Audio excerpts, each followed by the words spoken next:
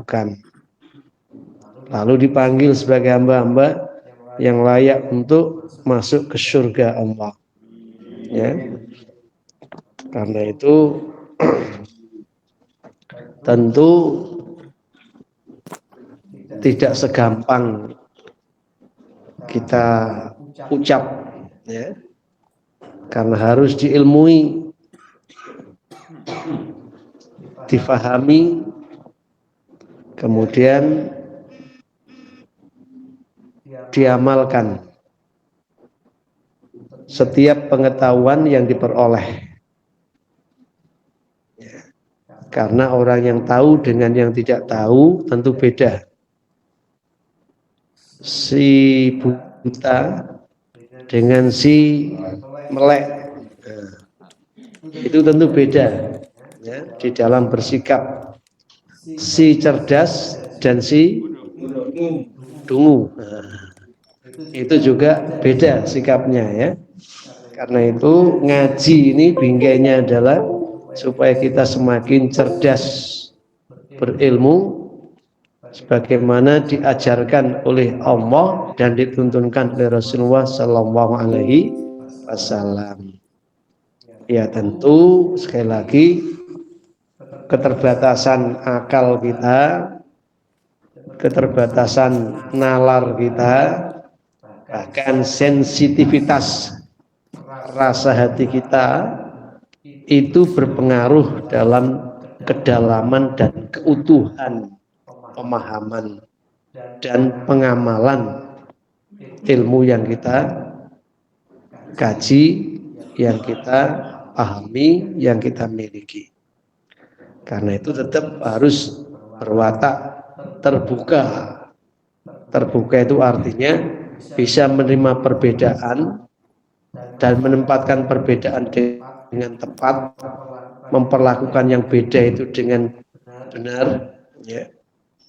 Lalu berspirit perbaikan, penyempurnaan, ya. Terus menerus diperbaiki dan disempurnakan. Lungguhe kira ngomong rapat enak. Nah, untuk itu kajian At-Tanwir kita sampai pada halaman 169.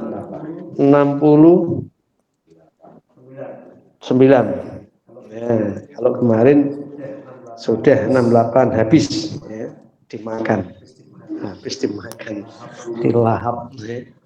Ya, masalah kemudian tidak tersisa atau bahkan tidak berbekas, itu urusan yang kedua.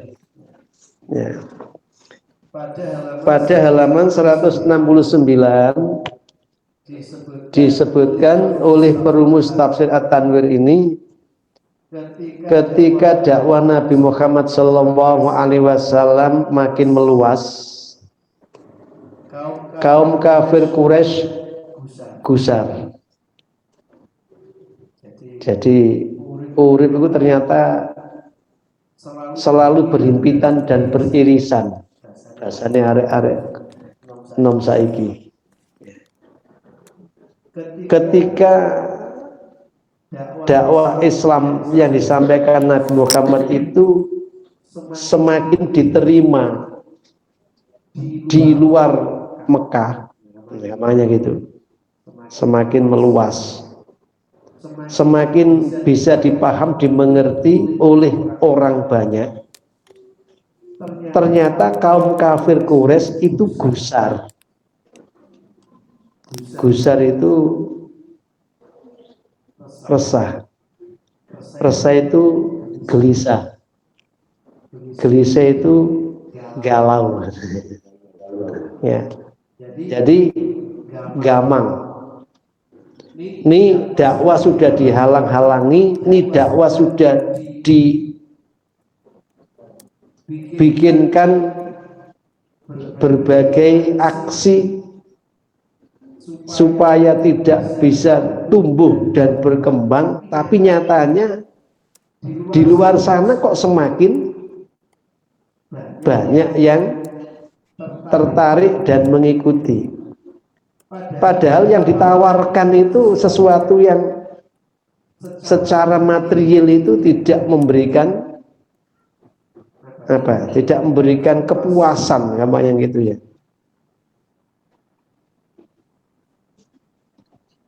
Dakwah yang disampaikan oleh Kanjeng Nabi itu dakwah yang menyentuh hati untuk supaya manusia itu sadar diri bahwa kehadiran di dunia ini untuk diuji.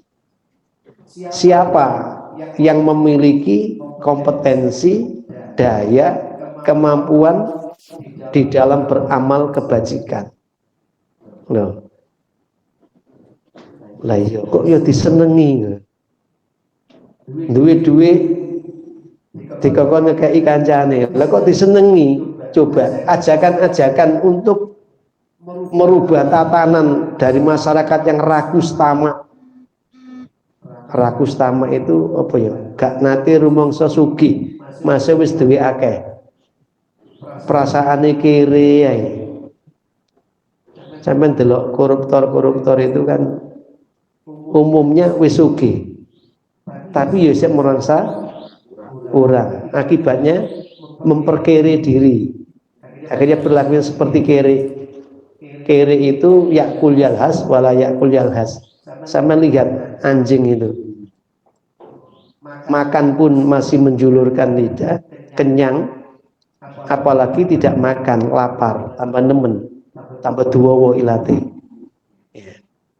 Quran itu menyebut orang yang tamak dan rakus itu ibarat anjing. Ngapunten ya, enjing-enjing akibatnya memperkere diri. Waktu itu ngasih-ngasih akhirnya berlaku seperti perilaku manusia itu ada yang seperti anjing, walayak kulyalhas. Nah ini tadi itu makan nggak makan tetap aja merasa lapar. Akhirnya apa? Yang dimakan itu bukan makanan yang semestinya, tapi makanannya temennya, rezekinya temennya itu diambilin ya. Makanya dakwah yang mengajak manusia sadar diri gitu tadi itu.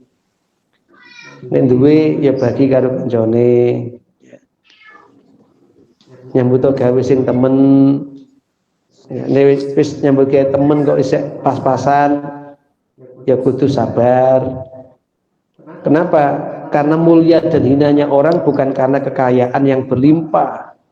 Bukan kaya miskin yang menyebabkan orang itu mulia. Mulianya orang itu tergantung sikap lakunya. Ya, kalau dia miskin, sabar, kaya, syukur gitu tuh, ya, itu ada kemuliaan.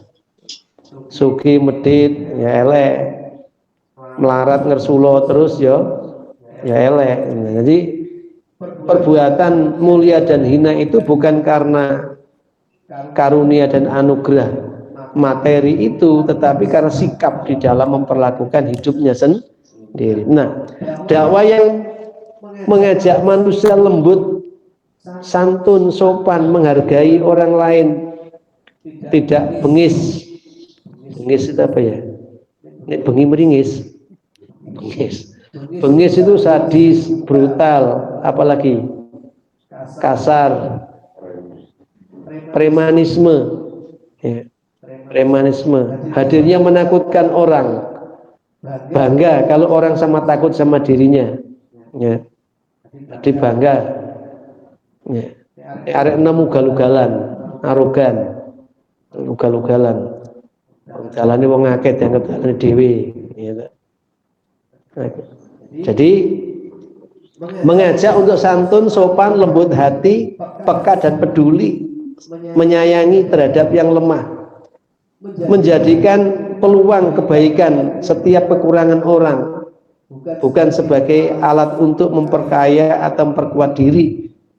Ya, jadi kalau ada kelemahan saudaranya, kurang saudaranya, itu ditutupi dengan kelebihan, keunggulan dan kebajikannya. Di Quraisy kafir, di kafir Quraisy itu ditolak. Paham-paham seperti itu, ajaran-ajaran seperti itu. Lah kok di luar sana diterima. Ya. Bahkan pengikutnya semakin banyak. Maka kafir Quraisy itu menjadi gusar, gelisah. Mereka pun mengadakan pertemuan untuk mendiskusikan bagaimana caranya melakukan propaganda yang efektif bagi orang-orang di luar Mekah agar mereka tidak masuk Islam. Jadi sing jenenge setan iku golek bola iku ya mulai biyen, Pak. Mulai setan itu dikutuk, ya kan? Jadi mulai setan itu dikutuk. A'udzubillahi minasyaitonir rajim, ya. Mulai setan itu dikutuk itu setan bersumpah untuk mencari teman, mencari sahabat, mencari kawan, ya. Maka strategi setan yang pertama itu ini propaganda kebohongan, qalan ghurura, tutur kata yang semu, yang palsu, ya. Jadi kalimat-kalimat indah yang diungkapkan untuk membuat manusia terlena terhadap hakikat isi dan makna yang ada di dalamnya. Jadi koyok-koyok sing api-api, tapi sebenarnya itu hanya zukhrufal qauli ghurura, hiasan-hiasan tutur, keindahan-keindahan kata, di dalamnya penuh dengan muslihat, penuh dengan tipu-tipu, ya. Strategi setan, propaganda supaya Islam itu nampak sebagai sesuatu yang mengerikan. Coba bagi orang yang belum kenal Islam, jok masuk Islam sampean, opo Islam itu ono hukum potong tangan, ya, tidak manusiawi. Islam itu ono hukum rajam, dicambuk sampai mati, tidak manusiawi.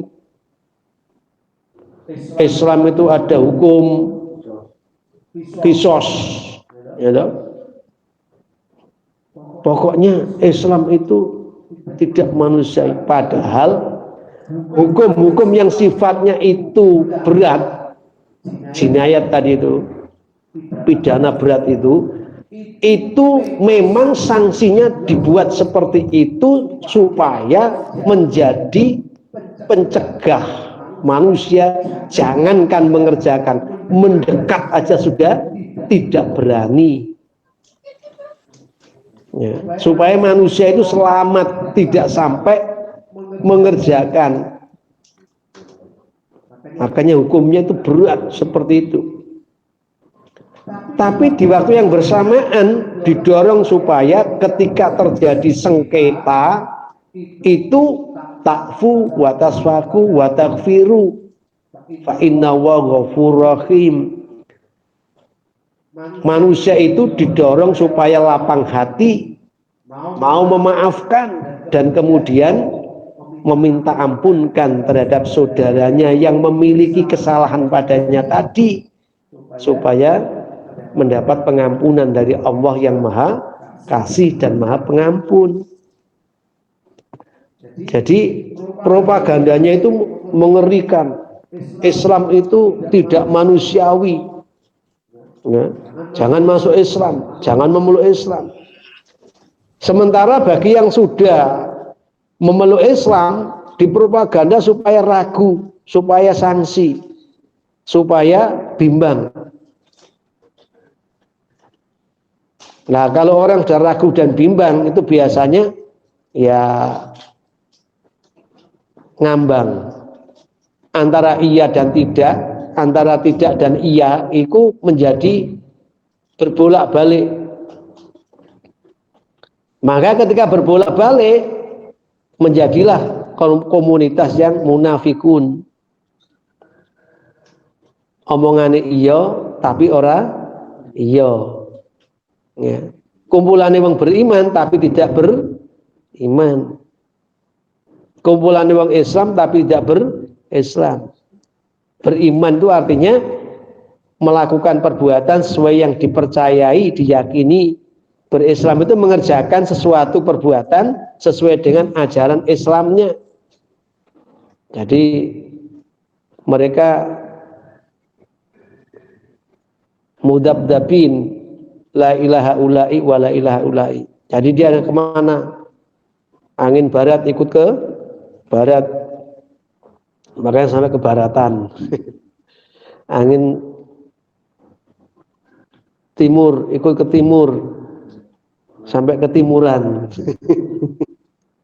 Jadi kita kalau melihat propaganda orang-orang kafir itu tidak hanya hari ini, tidak hanya saat ini, mulai dakwah Islam pertama itu sudah mereka berpropaganda. Salah seorang berdiri dan berkata, kita katakan kepada orang-orang asing bahwa Muhammad tidak lebih dari tukang ramal. Nah, ini contohnya, Pak. Ya. Mereka mendengungkan, menggemakan, mereka mempromosikan kepada khalayak bahwa Muhammad itu tukang ramal.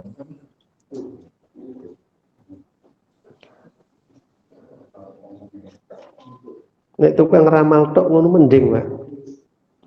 Isa akeh sing goleki, apa meneh sing senengane golek nomeran itu. Isa akeh sing goleki tukang ramal, ya.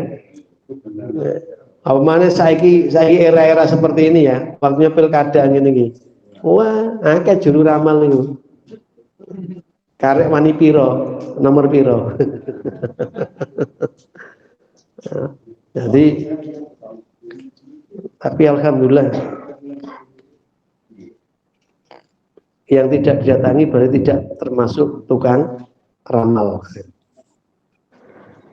Jadi Nabi itu sampai disebut sihir, penyihir.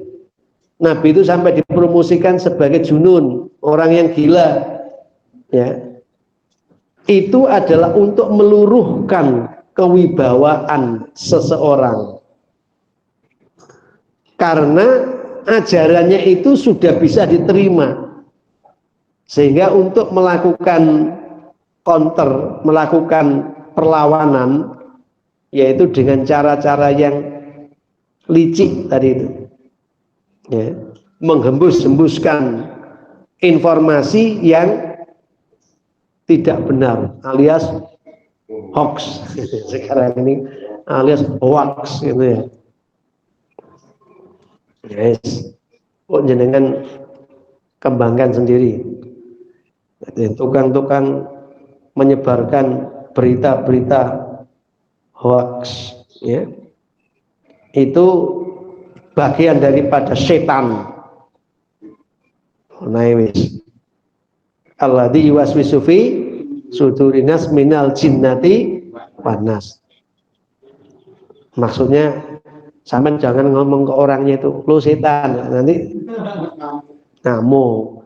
Sikapi dengan arif dan bijak. Ya. Walid bin Mughirah, sastrawan paling terkemuka, berdiri dan berkata dengan nada protes.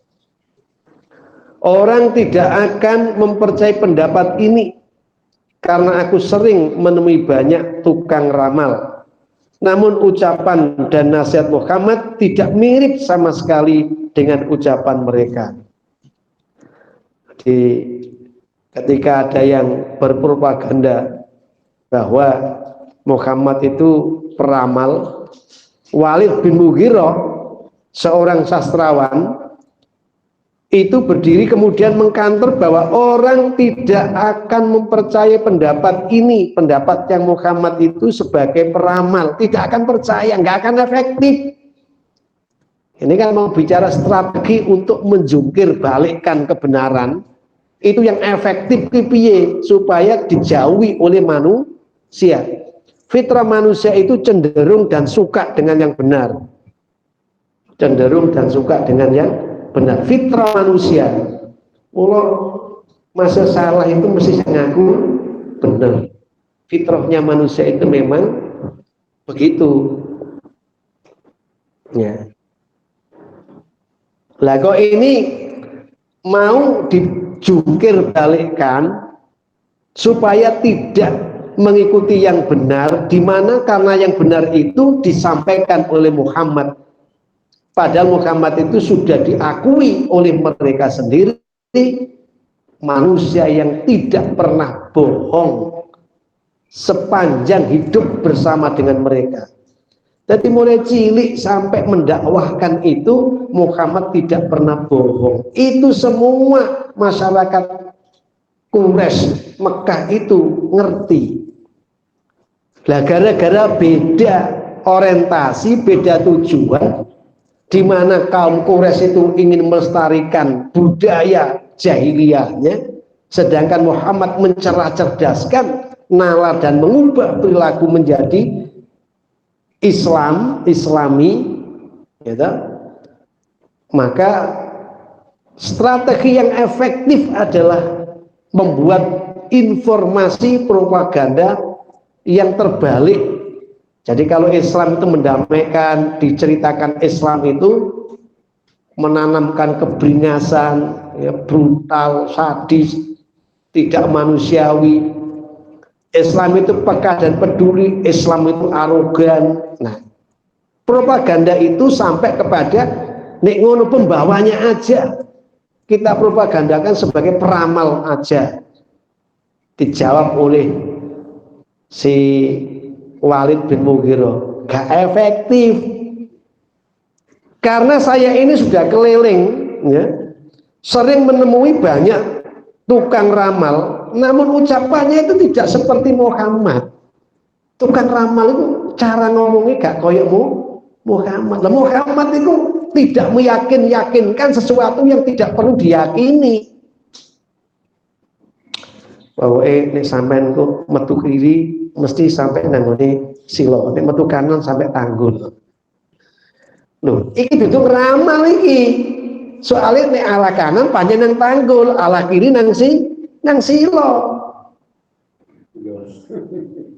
Nah, sampai nek belok kiri ketemu gendeng, belok kanan ketemu pinter. Nah, beda pinter karo gendeng ini ndi?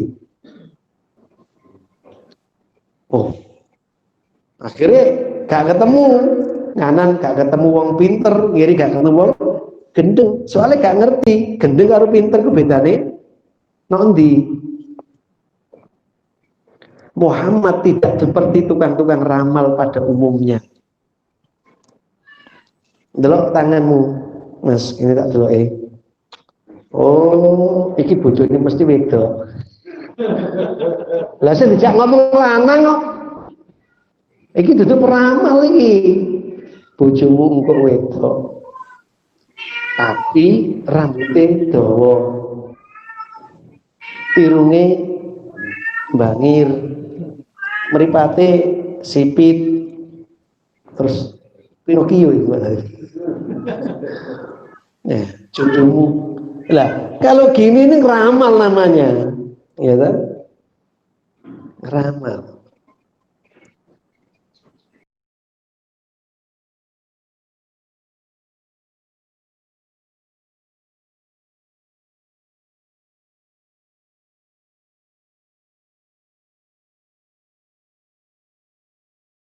Dari ini Walid bin Mughirah yang sudah keliling ke berbagai tempat menemui banyak peramal itu. Jari ini Walid bin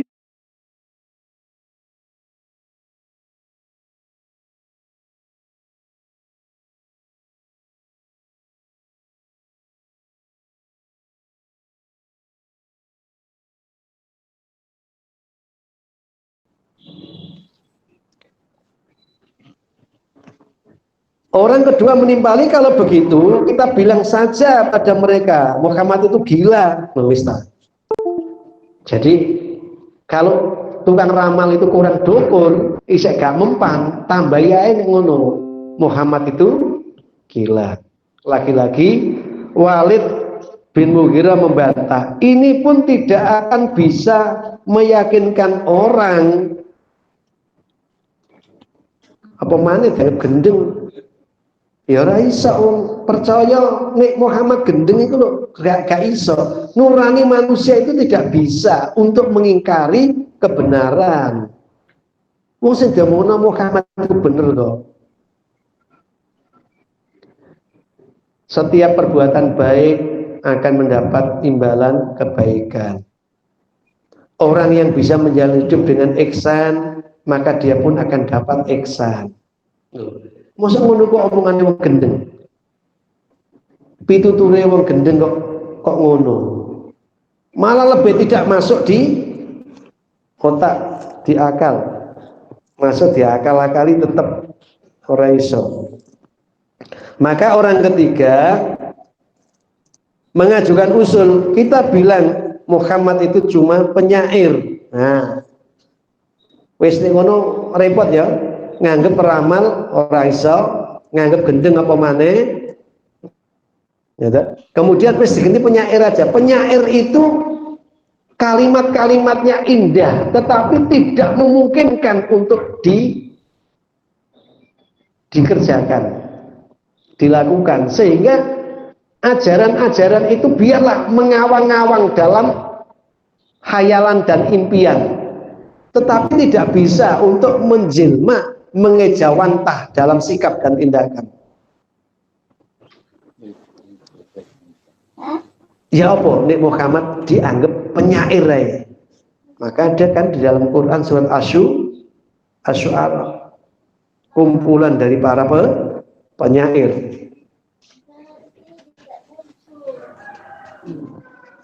Walid pun kembali menyanggah, aku sangat menguasai dunia syair, tetapi ucapan Muhammad ini tidak memiliki kemiripan sama sekali dengan syair. Apa yang disebut penyair? Ada nenggone tutur tinular, ular-ulare wong Jawa iki enek pendekar penyair berdarah. Arya sapa iki? Dwi Panggah Dwi aja. Ono enggak Pak Dwi? Ya, iku jarine sik dulur karo Arya Kaman Danu. Ya, terus pokoknya ono kono lah. Ini penyair berdarah itu. Ya. Nah, kalau sampean mbek aku kira penyair bergairah. Ya. Jadi Walid yang ahli sastra itu mengatakan, aku ngerti bener seluk beluk bagaimana tata tertib tarkib susunan daripada kalimat-kalimat yang itu merupakan syair semata. Tetapi kalau aku mendengarkan apa yang disampaikan oleh Muhammad, Quran itu tidak ada kemiripan sama sekali, walaupun ujungnya sama, misalkan menggunakan akhiran in, un, tetapi keterkaitan bait satu dengan bait yang lain itu luar biasa, bukan sebuah ilusi, bukan sebuah khayalan, tapi itu seolah-olah sebuah cerita kenyataan yang sedang, yang telah, dan yang akan terjadi.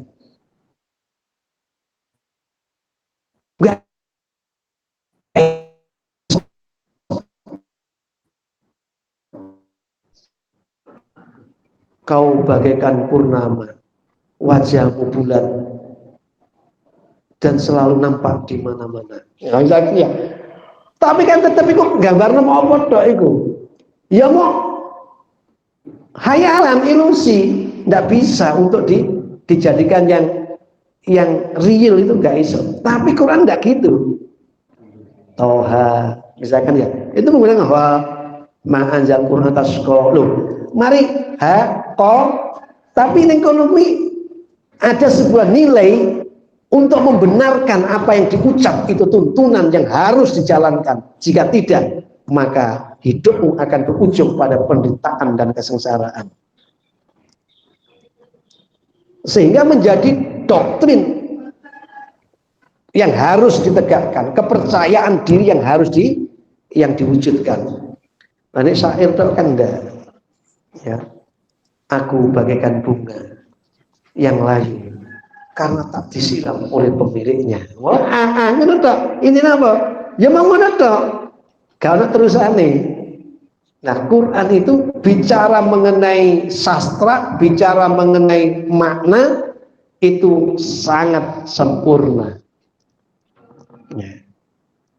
Maka Walid jawab, wah aku ini penyair ulung, membuat syair itu sudah pekerjaanku, tapi begitu mendengar yang diomongkan oleh Muhammad itu tidak mirip sama sekali dengan syair-syair yang pada umumnya. Maka orang keempat berkata, dia itu tukang sihir, wis gak mempan, tukang sihirnya wis ngono. Walid menimbali, keluhuran budi pekertinya, keagungan dakwahnya, dan etika berpakaian Muhammad tidak pernah terlihat pada seorang penyihir pun. Umumnya penyihir itu lah, jenengan delok. Penyihir lho, Pak. Wis lho sampean delok hari apa itu? Harry Potter. Misalkan. Atau jenengan lihat itu, ya, nek nonggone Angling Darmo. Aku rada eling soalnya ikut dianggap sejarah, tapi ya sejarah sing piye aku ora pati paham. Tapi yo biyen iku seneng delok ngono-ngono. Seneng gelite iso ngawang lho. Ana wong iso ngawang, tibake barang ditunjukkan proses untuk syutingnya itu ditaleni tibake, Pak. Ditaleni lho. Alah, awak diakali to. Ya jenenge apa? Entertainment ya. Untuk kesenangan saja. Nah, itu ada namanya Durgandini. Oh, apa maneh? Durgandini iku duwe lesung ditumpahi nek arep lunga ado iku ora numpak jaran, tapi numpak lesung. Dituk-tuk terbang lesungnya itu. Itu Durgandini. Terus saya mencoba melihat kisah Sulaiman. Kisah Sulaiman itu yang namanya perjalanan dengan angin itu ternyata dikisahkan bukan lalu dia terbang tanpa apa-apa, tapi dia itu naik sebuah perahu yang dijadikan kapal. Ketika di lautan dia bisa berlayar, kemudian ketika di daratan dia bisa naik ke angkasa karena hembusan angin itu. Percaya apa sampean ngono kuwi? Kisah Nabi Sulaiman itu loh sing iso perjalanan 3 bulan hanya ditempuh sehari itu. Itu menggunakan angin. Terus dari wong Jawa ilmu saibi angin. Ya saibi angin. Nah, ini teko daerah kulon itu rada ngerti. Teko etan ini sing dingerteni sing akeh itu dudu ilmu ngono nek satete. Jember Banyuwangi itu biasanya sing digawe itu satete. Daerah kulon itu dudu ilmu kanuragane. Pemane cedeke Ponorogo ngono kae. Ya. Ana sing Ponorogo ya. Enggak ada. Ya. Nah, jadi penampilan penyihir itu orangnya menakutkan, kalimat-kalimatnya juga menakutkan. Dan Muhammad itu enggak. Setiap orang yang melihat Muhammad itu menjadi bahagia, sejuk. Seperti jenengan lihat saya ini. Nek wayang ini sejuk. Engkau jambi itu sih gimana? Muhammad tidak. Muhammad konsisten, Pak. Aku nulis yang status wingi mbek mulai teko mayang, tak tulisi yang tersenyum anggun, yang bermuka masam jumawa. Tak tulis ngono. Senyum itu bahagia, jumawa itu hina. Komentari karo ya konco konomi, komentari ini. Senyum orang miskin sedekah. Senyum orang miskin sedekah. Wajah masam itu orang kaya. Nah, enak sing sugi-sugi. Akhirnya tak kuyoni saya. Bukan persoalan miskin dan kaya orang bisa tersenyum. Bukan persoalan miskin dan kaya orang berbuka masa. Tetapi ketulusan hidup yang dijalani itulah yang bisa untuk membuat orang senantiasa tersenyum dan terhindar dari wajah yang masam. Tulus, memang tulus. Ya. Mana dialogi Ustadz Somad karo Ustadz Dasat itu mengenai keikhlasan. Ya, Ustadz Dasat kan cerita, saya ini ingin jadi tentara, ikut tes tentara. Begitu sampai di Pantugir, saya gagal. Dia cerita gitu loh. Sampai baca sendiri di YouTube-nya ini. Tapi intinya, saya bertanya-tanya kepada Tuhan, kenapa kok saya gagal? Ternyata ukuran tinggi saya yang kurang. Setelah itu saya ikhlas tidak jadi tentara itu. Ternyata tentara itu ada yang baret merah, ada yang baret hijau, ada yang macam-macam. Saya sekarang dijadikan oleh Allah baret putih. Dengan baret putih itu saya bisa untuk memberitahu semua yang punya baret itu. Berarti Allah lebih memuliakan. Saya daftar untuk jadi dokter. Ternyata juga gagal. Artinya ketulusan itu penting untuk membawa raut kita menjadi selalu tersenyum. Jadi Kanjeng Nabi itu karena nggak punya kepentingan apa-apa, kepentingannya adalah untuk bagaimana manusia ini dekat dengan Allah dan manusia itu bisa menjadi rahmah bagi semesta ini. Makanya mbok dibantah diapakno wae tidak ada kepentingan apapun. Wajahnya apa ya? Selalu ceria ajar. Saiki lho gara-gara dari ketua PDM misalkan. Nomornya pertemuan undangannya yang terhormat ketua PDM mohon rawuh hadir dalam acara bla bla bla. Kemudian kata pengantar sambutannya tidak disebut yang terhormat ketua PDM. Wajahnya sudah berkurang. Wah, disebut. Lah, ini dia. Ya. Jadi yang bikin orang tersenyum atau tidak itu karena ketulusan di dalam hatinya itu. Orang yang tulus tidak pernah merasa tersakiti oleh keadaan itu, walaupun kenyataannya itu menyakitkan. Muhammad gak cocok prejenyane karo tukang sihir, jarine Walid bin Mughirah gak cocok. Ya. Gak sangar, gak serem, apalagi pakaiannya. Muhammad pakaiannya selalu rapi, necis ya. Ini masalah anyar, bedah itu wis biasa lah. Jadi pakaiannya Muhammad itu misalkan ada yang ditambal, ya adalah cerita begitu. Tetapi pantas, nganggo pakaian itu pantas. Dan sesuai dengan situasi yang di mana beliau berada. Jari Walid Al-Mughirah, budi pekerti Muhammad itu luhurnya luar biasa. Dakwah yang disampaikan pun tidak mengandung mantra-mantra.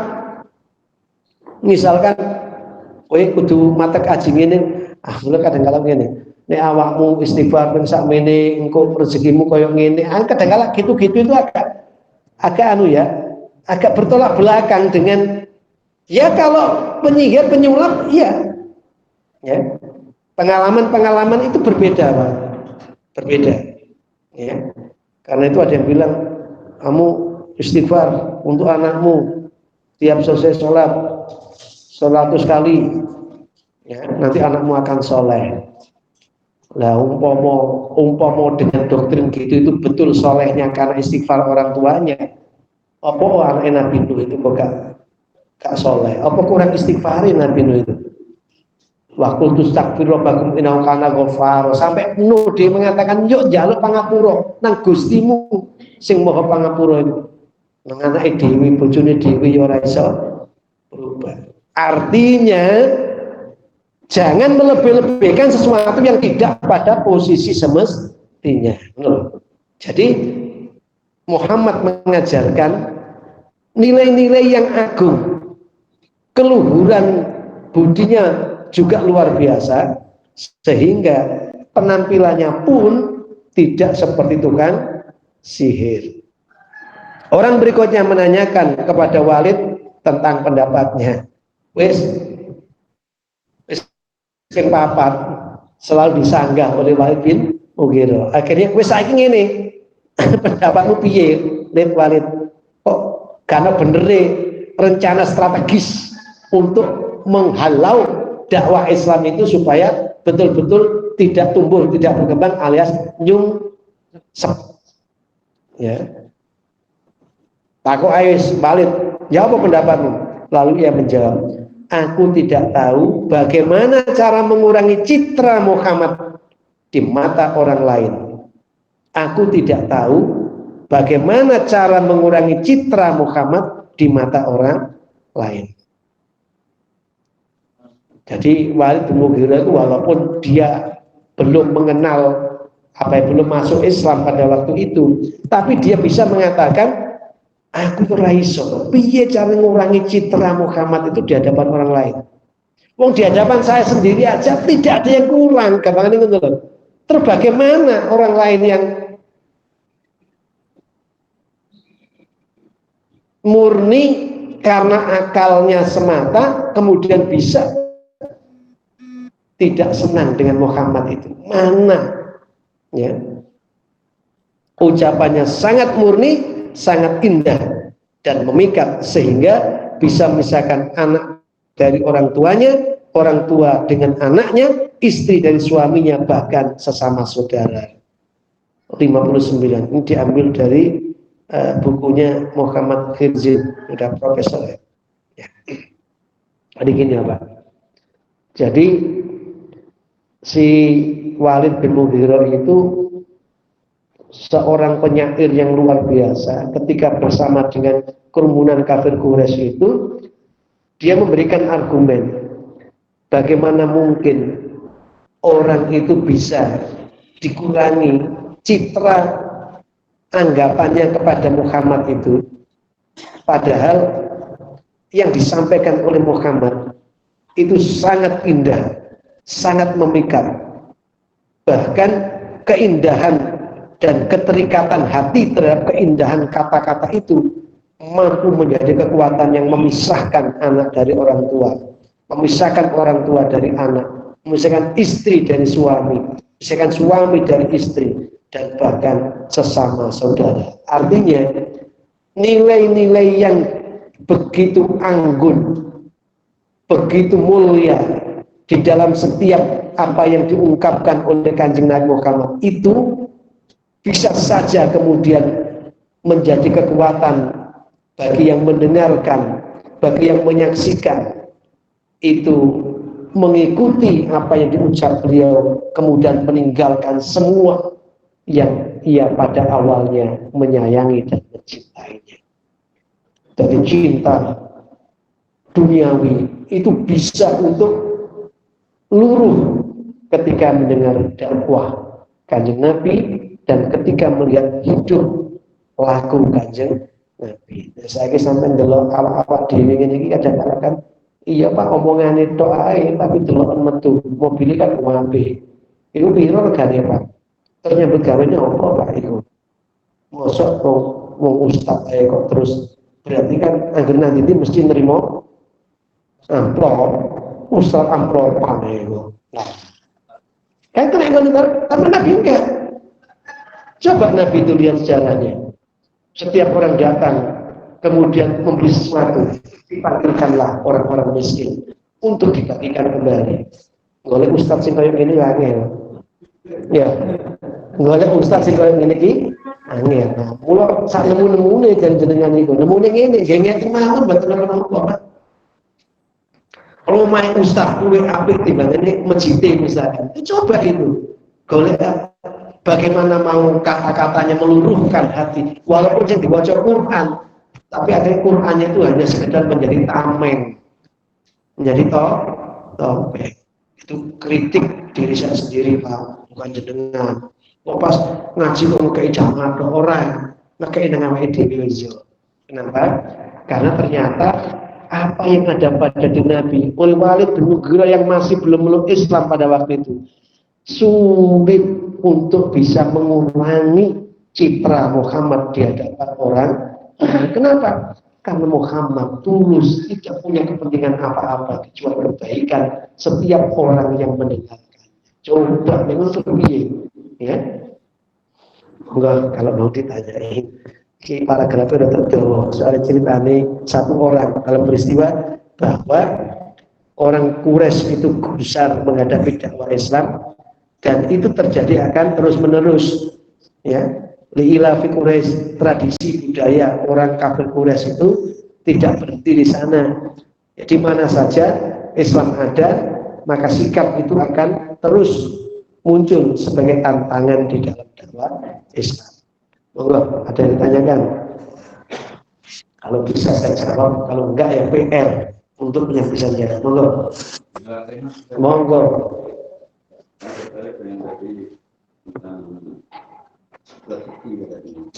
Di awal pengajaran Kristen dan rezeki kotor itu terbit rezekinya orang lain. Lalu menurut saya sebenarnya kita orang lain, karena Allah kita menentukan dan bila ini menentukan rezekinya masing-masing, katanya gitu ya. Berarti kan rezekinya itu tidak akan kemana rezekinya. Yang saya tanyakan dalam hal ini adalah apakah rezeki yang tidak diberikan Allah tadi itu sudah termasuk rezeki yang halal maupun yang haram? Jadi ini rezekinya ini yang haram sekian dan yang berat yang apakah seperti itu, Pak? Terima kasih. Iya. Jadi sampean ini ngejak mikir sing jero.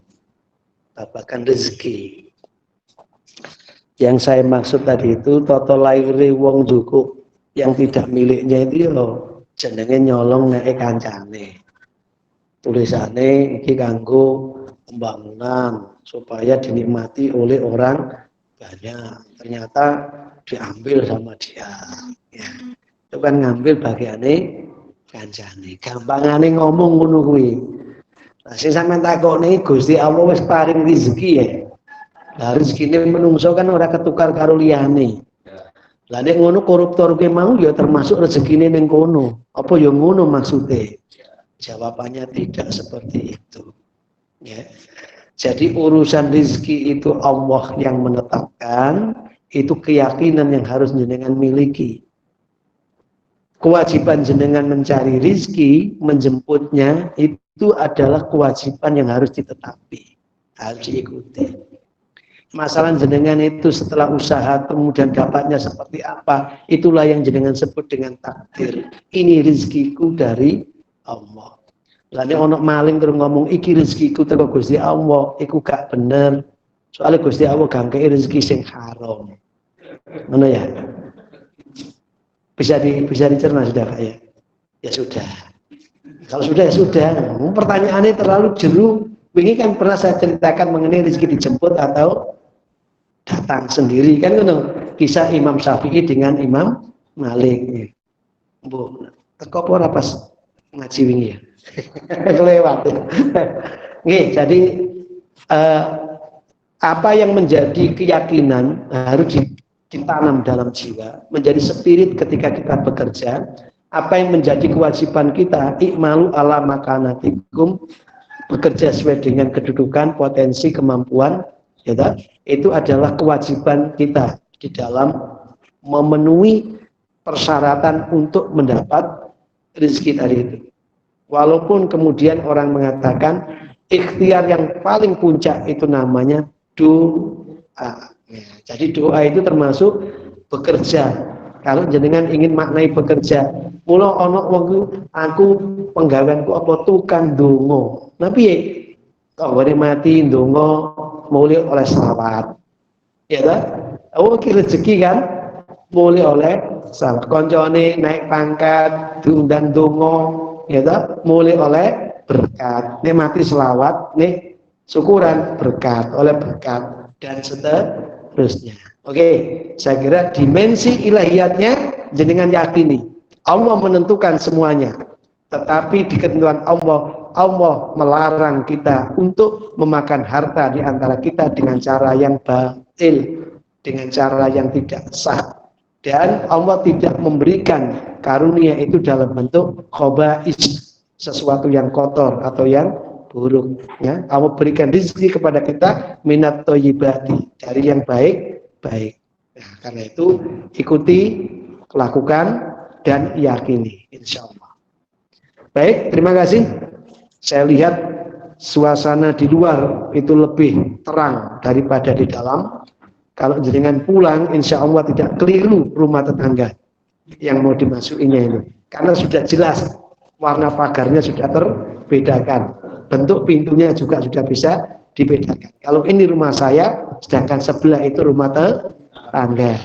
Terima kasih. Ada nawayakum, nasrul minal qarib, kurang lebih yang mohon maaf. Assalamualaikum warahmatullahi wabarakatuh. Waalaikumsalam warahmatullahi wabarakatuh.